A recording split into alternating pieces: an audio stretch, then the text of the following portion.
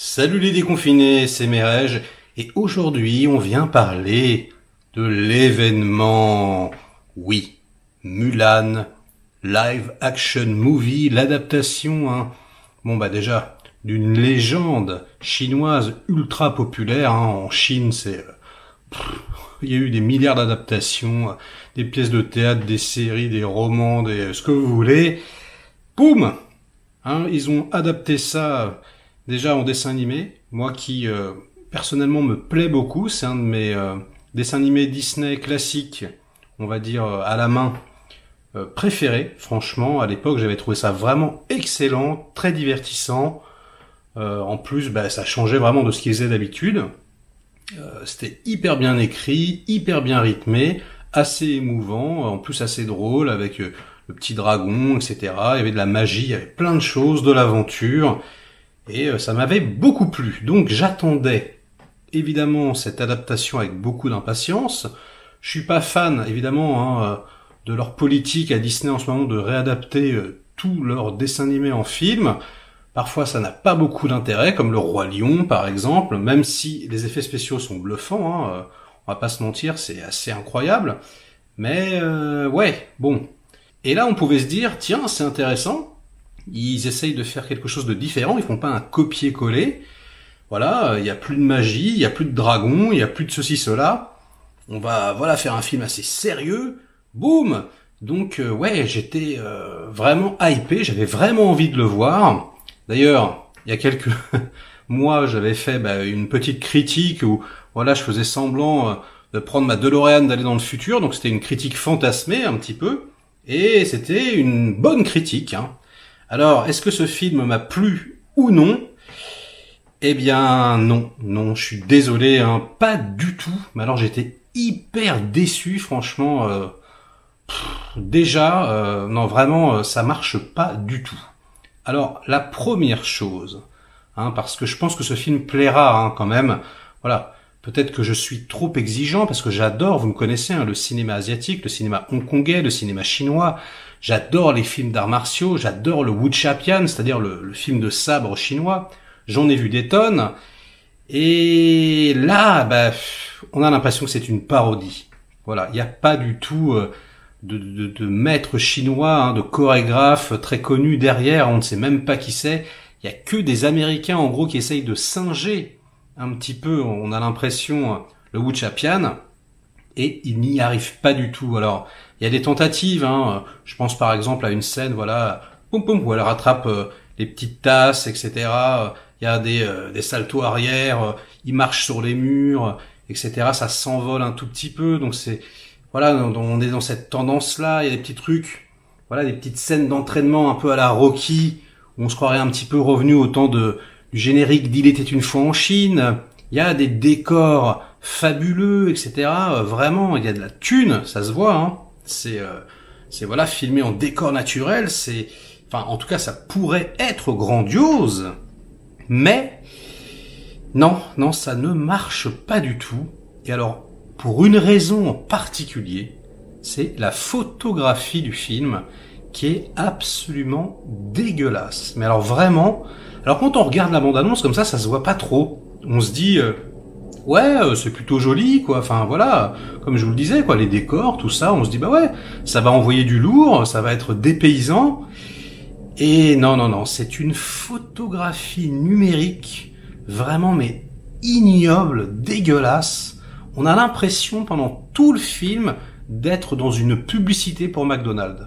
Vraiment, ça fait plan de pub, vous savez, comme s'il y avait une sorte de patine comme ça, assez ignoble. On sent les fonds verts, mais tout le temps, on sent les effets spéciaux, on sent vraiment la photographie numérique, vous savez, on rajoute, des petites couches de lumière à des endroits, etc. Et c'est vraiment très particulier parce que parfois, même si ça a été shooté en décor naturel, ça se voit même plus en fait. On a l'impression que c'est des décors numériques. Tous les bâtiments, la cité interdite, etc. C'est pas du tout des reconstitutions, c'est des trucs en synthèse tout dégueulasses. Oh là là, je me suis dit mais quel gâchis, quoi, mais quel gâchis. Oh là là là là. je suis un peu dégoûté parce que franchement, j'avais envie de le kiffer ce film. Il y a des acteurs que j'adore. Il y a Gong Li évidemment. En plus, ça fait super longtemps qu'on l'a pas vu. Il y a Jet Li, putain. Alors lui aussi, hein, il était malade. Ça fait extrêmement longtemps qu'on l'a pas vu.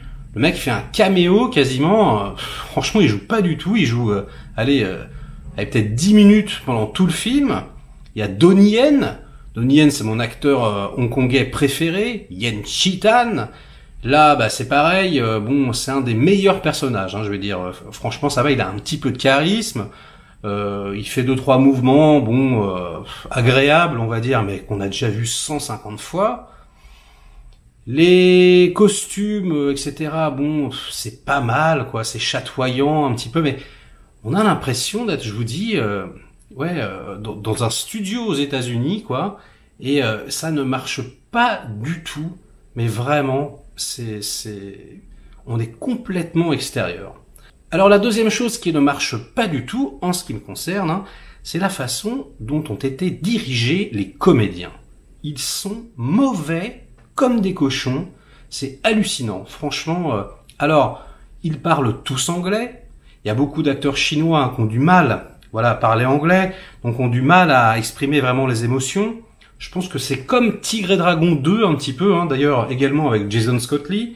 Il faut voir le film doublé en chinois, hein, limite, hein, pour moi. Et d'ailleurs, peut-être que je le reverrai doublé en chinois pour voir si ça passe mieux. Parce que là, purée, mais on en est encore là, quoi. Mince, il y a même pas, ça mélange même pas les deux, quoi. Ils parlent dans un langage qu'ils ne maîtrisent pas. Ils sont pas assez bons, pas du tout même. Même l'actrice principale, hein, elle est pas très bonne, franchement.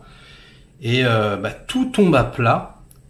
Toutes les relations, il y a une petite fratrie comme ça qui se fait autour de Hua Mulan et une espèce de fraternité comme ça. Ils sont là en train de se faire des blagues, en train de grandir ensemble, en train d'évoluer dans des séquences un petit peu à la Rocky comme ça où ils s'entraînent. Ça dure assez longtemps d'ailleurs et c'est mauvais mais vraiment quoi.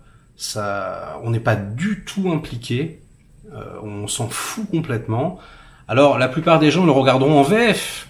Bah là, pour le coup, peut-être que c'est un film qui gagnera à être vu en VF. Je vous dis un doublé, parce que non, ça fait plaquer quoi. On a l'impression d'être au théâtre et de voir des acteurs qui font semblant quoi d'être chinois, alors qu'ils sont vraiment chinois. C'est particulier. Franchement, c'est un peu la honte, hein. Vraiment, purée, avec le succès de Parasite dernièrement, je sais pas quoi, allez-y, faites l'effort quoi, essayez de nous proposer des films dans des langues étrangères, hein. Peut-être que les Américains peuvent maintenant essayer de lire des sous-titres, hein. C'est peut-être possible, hein. Je sais pas, mais c'est compliqué quoi, vraiment. Alors la troisième chose qui ne marche pas du tout, et c'est quand même très dommage, parce que majoritairement, moi c'est pour ça que je suis allé voir le film, bien, ce sont les scènes d'action. Le film, comme je vous le disais, est tout public. Il y a pas de sang, il y a pas de violence. Quand il y en a, tout est hors champ. C'est pas du tout viscéral. C'est très très propre, comme si tout était contrôlé par ordinateur, comme si on était au théâtre. Encore une fois, c'est assez surcuté hein, en général. Il y a, je sais pas, à chaque fois que quelqu'un se prend une flèche, par exemple, il tombe, hein, les mecs se font, ils touchent, ils tombent, on les voit pas du tout tomber, il y a même pas d'impact au sol, par exemple, il y a rien. Il y a bien Gong Li qui fait des trucs avec les manches comme ça, mais on a l'impression que ils ont regardé des wuxia-pian, quoi, ils ont regardé les films chinois, puis ils ont essayé de faire pareil, mais avec une équipe américaine, et ça manque de tout, quoi, ça manque de folie, ça manque de poésie, ça manque d'ampleur, ça manque de spontanéité, quoi. On a l'impression vraiment que c'est que tous les pontes ont regardé en faisant attention hein, là il faut enlever hein. Là non c'est trop violent hein. Et c'est plat mais d'un plat les petits amis quoi. On est là, on regarde et on s'ennuie quoi. On s'ennuie vraiment quoi. C'est pas du tout excitant alors que ça devrait l'être. Il y a tout pour que ce soit excitant. Il y a des chevaux, les costumes, voilà, les cascades. Mais non, non, c'est nul. Enfin, c'est pas nul, c'est pire que ça même, parce que ça serait mentir de dire ouais c'est nul à chier, etc. C'est pas vrai, c'est pas nul à chier, mais c'est sans saveur.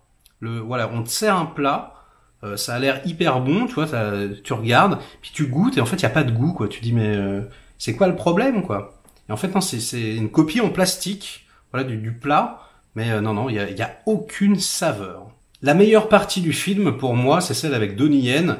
C'est voilà tout l'entraînement des héros, quoi, de Mulan et puis de son petit groupe, cette fratrie dont je vous parlais tout à l'heure, et qui dure longtemps et qui s'éternise un petit peu, et puis on s'en fout un petit peu, hein.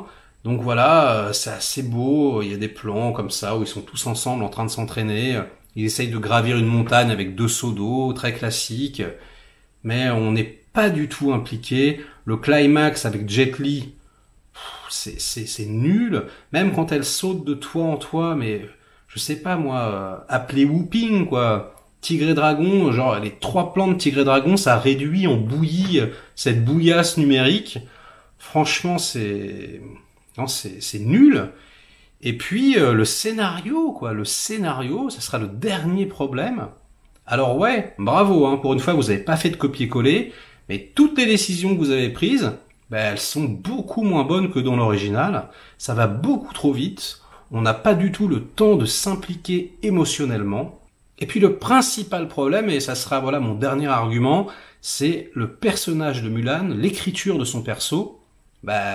C'est absurde. Parce qu'en fait, en gros, qu'est-ce que ça raconte? Ça raconte l'histoire d'une nana qui doit traverser des épreuves, hein. C'est un parcours un peu initiatique, voilà, pour devenir quelqu'un de fort, quelqu'un de puissant, une héroïne, hein. Et non, en fait là, ça raconte pas du tout ça, puisque en fait, dès le départ, dans les 5 premières minutes du film, non, on balance que c'est un super-héros, la nana. En fait, voilà, elle sait manier son épée comme une ouf, elle fait des cascades de malade, elle est voilà comme si c'était un super-héros en fait. Elle est déjà ultra forte instantanément et son père lui dit il faut absolument que tu caches tes pouvoirs, hein. Voilà, il faut que tu les gardes à l'intérieur de toi, tu les montres à personne parce que tu es une femme, etc., etc. Et donc toutes les séquences d'entraînement à la Rocky dont je vous parlais, elles n'ont absolument aucun sens parce que elle, en fait, elle passe son temps en fait à faire semblant de ne pas savoir se battre, en gros, alors qu'en fait, si elle voulait, en un claquement de doigts, elle pourrait tous les dégommer. Et c'est assez particulier, quoi. Du coup, y a pas d'enjeu, quoi. On se dit juste, quand est-ce que tu t'enlèves ton bandeau, voilà, et c'est curieux, quoi. Elle a pas de mérite, j'ai envie de dire. C'est comme si elle était née déjà avec du pouvoir, quoi, avec des pouvoirs particuliers. Et ça, franchement, c'est vraiment, vraiment problématique, hein. Dans le dessin animé, c'était pas du tout comme ça. Elle en chiait, voilà. Rappelez-vous cette scène là sur le poteau, etc. Je veux dire, elle se dépassait, voilà. Et là, non, là, c'est Wonder Woman instantanément. Donc ça, c'est vraiment, vraiment, vraiment problématique. C'est pas nul, c'est inodore, incolore, le truc aussitôt vu, aussitôt oublié. Et non, les petits déconfinés, je suis désolé. Je joue pas mon hater, hein, j'essaye d'être le plus sincère possible. Mais non, vous pouvez passer votre chemin. Alors si vous vous posez la question, mais comment t'as fait pour voir ce film? Eh bien, je n'y suis pour rien. Je me suis fait inviter par mon ami Julien qui me l'a montré, on l'a regardé sur son projecteur. J'espère qu'il l'avait eu avec NordVPN. Ou alors je ne sais pas comment il a fait, mais en tout cas ça ce n'est pas mon problème. Moi j'ai accepté son invitation instantanément, on est tous les deux fans de Jet et de Donnie Yen, et tous les deux, hein, lui c'est pareil, il était dégoûté, il a trouvé ça immonde, alors lui pire que moi, lui il avait envie de brûler son écran, et non, c'est un blockbuster ultra décevant, et donc si je devais résumer, voilà je dirais ça, je dirais si vous êtes fan de Wu Shapian, si vous êtes fan de films asiatiques, si vous êtes fan de chorégraphie de combat, vous allez être super déçus. Et si vous voulez juste voir un film d'aventure, si vous n'êtes pas exigeant, peut-être si vous êtes un spectateur lambda, si vous êtes un enfant, Bon, bah, peut-être que ça va vous divertir, peut-être que vous allez trouver ça sympathique, mais en tout cas, personne ne trouvera ça fabuleux, à mon avis, hein. Donc, ça sera tout, ça sera tout. Ça va durer très longtemps, cette critique, hein. Mais j'en ai un peu ras-le-bol, hein, de voir des films pourraves. Oh là là, j'ai essayé de vous trouver quelque chose de bon à critiquer la prochaine fois, parce que même moi, là, ça me fatigue. Là, voilà, on regarde ma chaîne, on a l'impression que je déteste tout, mais parce que franchement, tout ce que j'ai vu dernièrement, c'était extrêmement décevant, en tout cas à mon goût. Allez, ciao les déconfinés, laissez-moi dans les commentaires vos impressions, et Disney, je ne te félicite pas. Allez, ciao.